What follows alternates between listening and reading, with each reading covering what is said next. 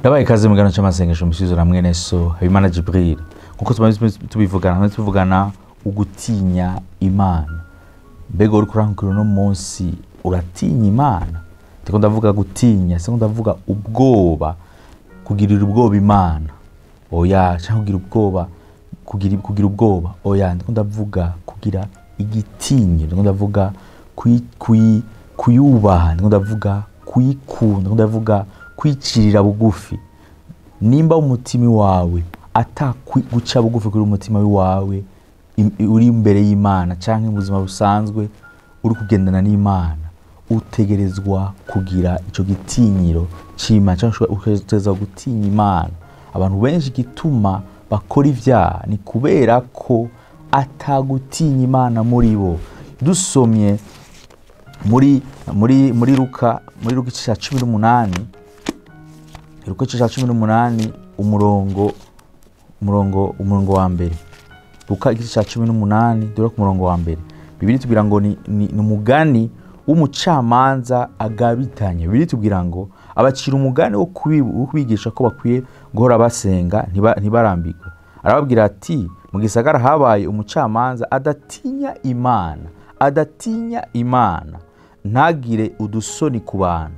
Muri ico gisagara hari umupfakazi aza kuri we kenshi, aramubarira ati, ncira urubanza runkiza umwansi wanje. Amara iminsi atemera, ariko hanyuma aribwira ati, naho ntatinya Imana kandi singire isoni z'abantu, ariko ko umugore w'umupfakazi angoye, ndamucira urubanza rumukiza ngo ntiyame araza misi yose akanzigiririza. Ijambo ry'Imana ritubwiye yuko itubwiye umugani w'umucamanza atatinya Imana kandi ngo atarafise isoni ku bantu. Uyu muntu ntiyaratinya Imana kandi ntiyari yiteze no guca imanza ziroranye. Yari umuntu atagira ikigongwe na kimwe.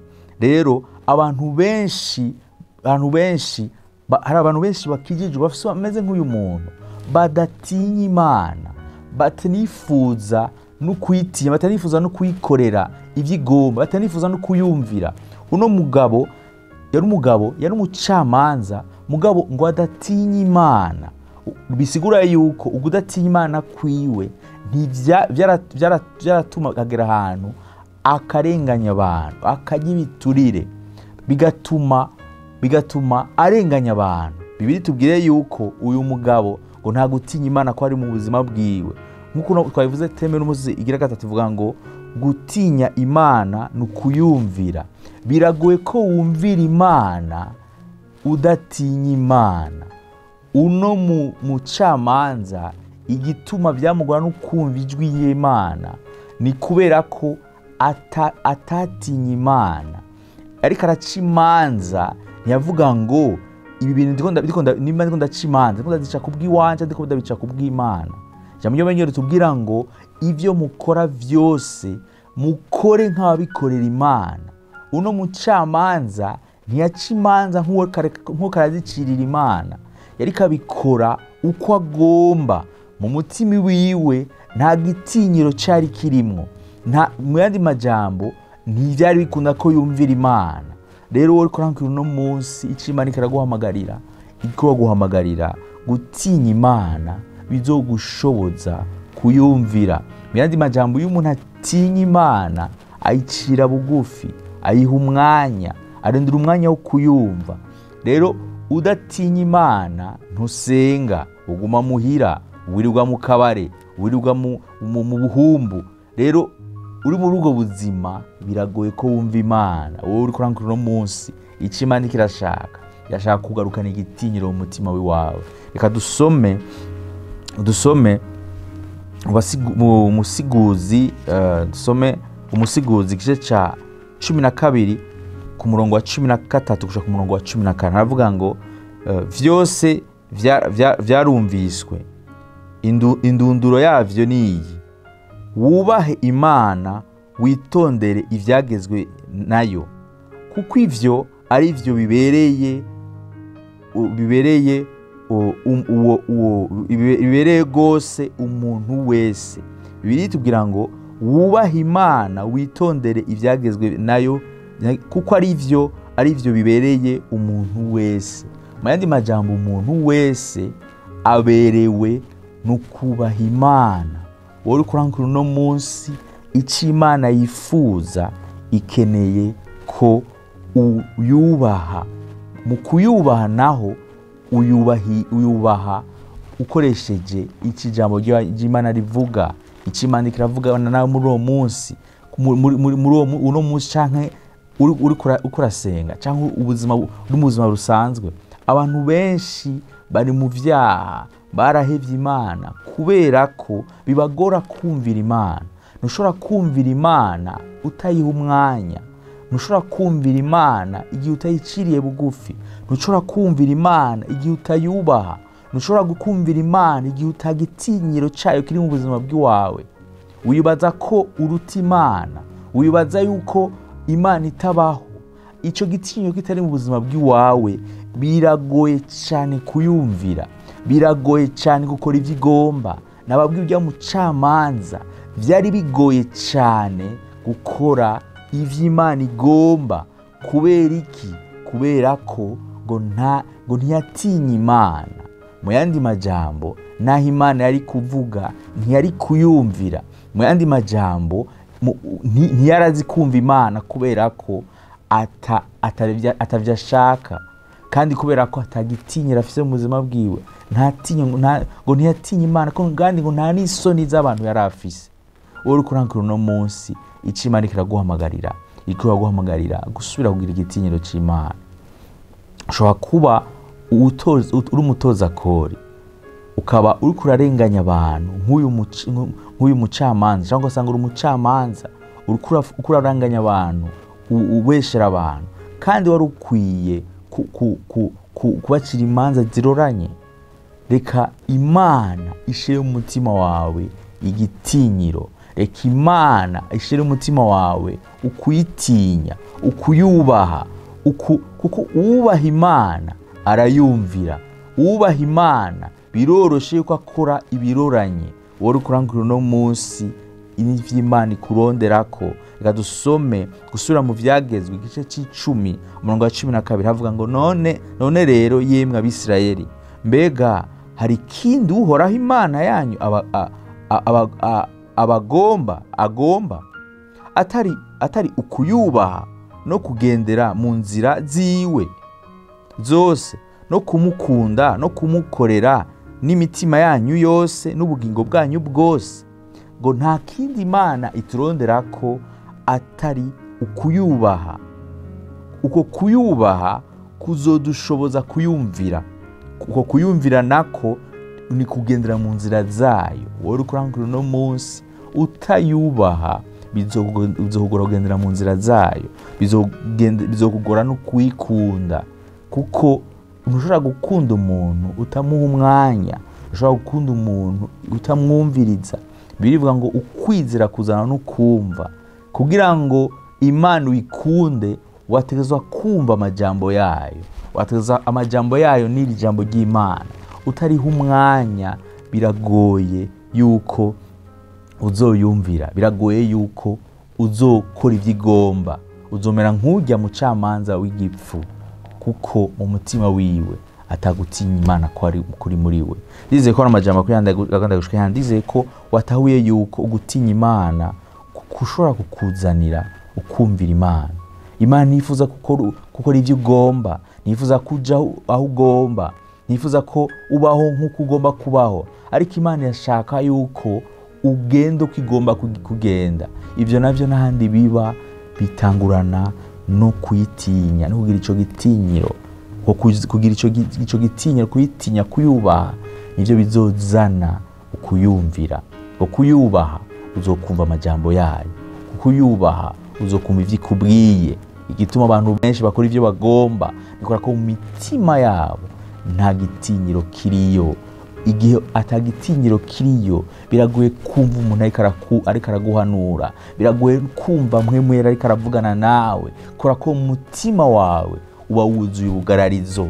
Imana ishaka kuba umugararizi. Imana yashaka yuko ushira hasi vyose, yashaka yuko uyiyegurira. Muri uko kuyiyegurira niho hari ukubohoka kwawe, niho hariho kubaho ubuzima bwo kuyumvira. Nagomba dufate umwanya wo gusenga rero. Muri uno mwanya ndagomba usaba Imana imbabazi. Ushobora kuba umaze igihe kininiya witwa kuri umukristo, mugabo kubera kutayubaha ata munsi n'umwe uyumvira, umeze nk'ujya mu camanza adatinya Imana kandi atagira kigongo, aca imanza za ngondagonde, aca imanza mbi. Mugabo ica Imana igomba nikeneye guca imanza mbi, nikeneye kubaho ubuzima butari bwo. Imana ishaka yuko wiga kuyumvira, na kuyumvira nako guhera mu kwicira bugufi, mu kwitinya, mu kuyubaha, kuko Imana iyubashe niho nayo nyene iheze ikigaragaza mu buzima bw'iwawe. Nagomba dufate umwanya wo gusenga. Muri umwanya wo gusenga ndagomba usaba Imana imbabazi, uvuge Mwami, aho ahantu hose nigeze ndagutinya, kugutinya nako kugatuma ngendera mu buzima bw'umugararizo, ndagusabye imbabazi. Nagomba dufate umwanya wo gusenga. Data mwiza, ndakoretse no musore ariko arankurikirana Mwami, amaze iminsi Mwami nivyo arakijijwe, mugabo umutima we Mwami nta gitinyiro kiriho Mwami, vyatumye Mwami abaho Mwami nkuko abandi babayeho, akora nkuko ibyo abandi bakora. Ndamusengeye mu izina rya Yesu Kristo, ushire muri wowe gitinyiro Mwami, hama umushoboze Mwami kukumvira, umushoboze Mwami kumva ivyo uvuga, ushoboze Mwami kumva ijwi ryawe. Ndasenze mu izina rya Yesu Kristo, ushire mu mutima wawe Data Mwami urukundo rwo gukunda, ko niyagukunda vy'ukuri Mwami azokumvira, niyagukunda vy'ukuri Mwami hazoduga igitinyiro muri wewe. Ndasenga umuntu wese akarankurikirana Mwami atagisenga ko Mwami kukurondera Mwami ari ukwemera guca bugufi, ari ukwemera Mwami ko tudashoboye. Ndasengeye no muntu Mwami atagisenga Data mwiza, yiyumvira yuko Mwami vyose bizizana, vyose Mwami biva mu nkomezi ziwe. Ndamusengeye Data mwiza, umugaruri wawe mu mutima wawe, umushoboze Mwami kwama kwiteze, umushoboze Mwami kwama arangamije amaso yawe kuri wewe, mu izina rya Yesu Kristo.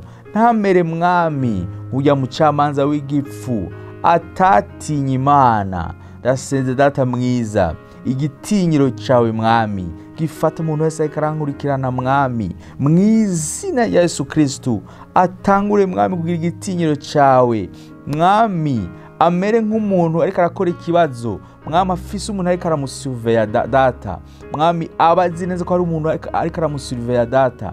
Ndasenze Data mwiza, n'umuntu ariko arankurikirana Mwami abe conscient Mwami, amenye neza ko atakintu na kimwe akora ubu utari kurabona, kutari Imana Mwami y'impumyi, ariko uri Imana ibona ibintu vyose. Ndasengeye umuntu wese Mwami umugarukane, wakuvuye kumugarukane Mwami, umutima wagiye kure umugarukane, asubira aciye bugufi, asubira kwizere, asubira kurondere, asubira agarukane ya myanya nawe, mu izina rya Yesu Kristo. Urakoze Data mwiza kumugiriye neza, urakoze Data mwiza kugendereye kuri uno mupapa, kuri uno mumama Mwami, kuri uno musore, kuri uno mwana Mwami, mu izina rya Yesu Kristo. Data mwiza, ndasengeye Data n'abantu bako rankurikirana Mwami, bafise ibibazo Mwami, bafise imitwaro Mwami. Waravuze Mwami ngo warushe n'abaremerewe bazi wawe Mwami, ngo bazi wawe ufise umutwaro uhawutse Mwami, bazana ibibaremerewe babigutureko. Ndasengeye no muntu Mwami arushe Mwami, mu izina rya Yesu Kristo. Mwami umuhe kuruhuka, mu izina rya Yesu Kristo. Yakirukuruka kuva kuri wewe, ya mahoro amwe atava ku bintu, muha amahoro yawe mu izina rya Yesu Kristo. Urushe Mwami yakirukuruhuka mu izina rya Yesu Kristo. Utari karabona Mwami ejo, ndasenze Data mwiza ngo no munsi Mwami umugirire igitangaza Mwami, umutangaze Mwami ivyo ariko arasengera Data mwiza, abone Mwami nyishu mu izina rya Yesu Kristo. Mwami buno nyene Data mwiza Mwami, ndasenze Data mwiza, utarafise amahoro aronka amahoro, utaranezera aronka umunezero Mwami, utarabona imbere n'inyuma aronka inkuru nziza mu izina rya Yesu Kristo. wakoze data mwiza kubugiriye neza, wakoze data mwiza kubo wiyerekanye.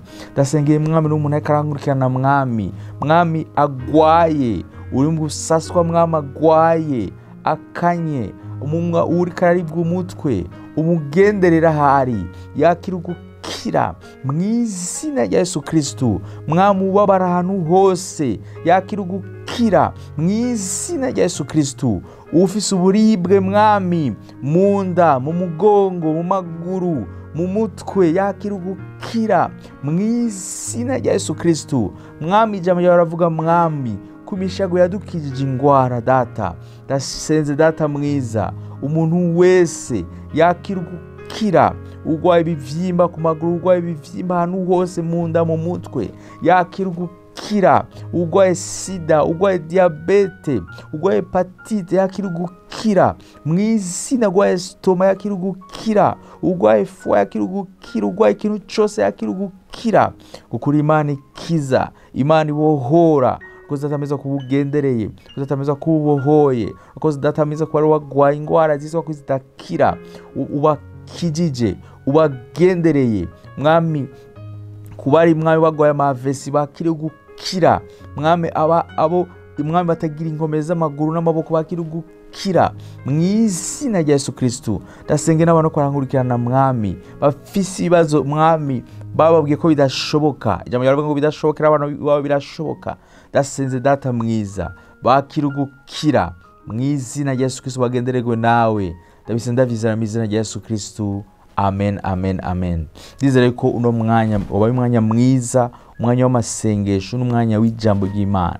Ndizere ko hatawe yuko ugutinya Imana gushobora kuzanira kushanke kuzana ukumvira Imana. Rero ukaba ufise nabi biciye muri amasengesho turasenga, utwandike kuri izo nimero zacu munsi, udushingire naye nkuko ndakubivuga. Turabaza kuronka abantu benshi badushingire naye batubwira ivy'Imana yabakoreye, nimba Imana ico yabakoreye nuko nawe uko bigukorera, kandi uko yari iri kera n'ubu ni kwiri. Ni Imana ikiza, ni Imana ibohora, ni Imana icinzira, ni mwizigigwa, ni Imana itemeze nk'abantu. Ukaba naho ufise umutwaro, utwandike kuri izo nimero zacu munsi, dufashanye gusenga. Turamaze kubona abantu benshi Imana igirira neza biciye ku mitwaro bavuze tubasengere, kandi iyo Mana nkuko nakunda kubivuga uko yari iri kera n'uko ni wikwiri. Ni Imana igirira neza abantu. Naho ubutama igindi ganiro nk'aya mango, Imana ibane namwe.